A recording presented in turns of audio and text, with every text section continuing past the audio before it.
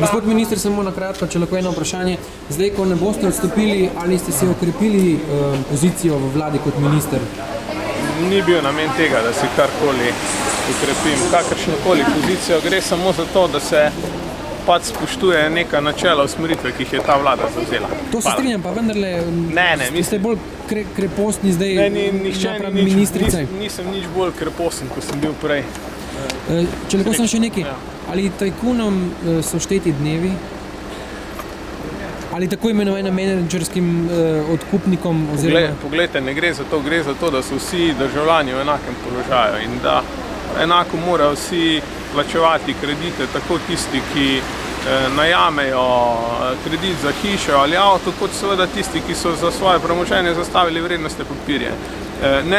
Lahko je tako z vidika bančne stroke zelo sporno, če se ti krediti v nedogled reprogramirajo za vsakih 45 dni.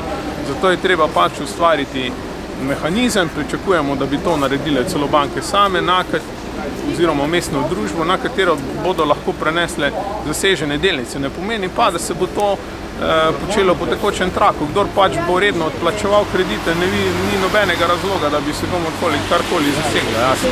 Mora pa odplačevati kredite tudi glavnice, ne samo obresti. Se pravi, za vse tajkune ista načela oziroma isti princip, vendarle? Za vse državljane morajo veljati ista načela, sedaj temu ni tako, ker vidimo, da se nekaterim reprogramira, za druge pa veljajo precejšnje omejitve.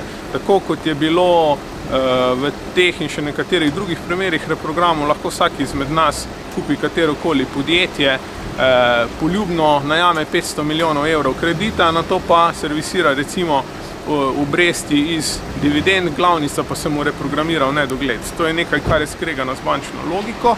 Menimo tudi, da je danes ustrezno ukrepala Banka Slovenije, ko je opozorila, kako bi lahko banke ravnale, in to je to. Hvala. Hvala.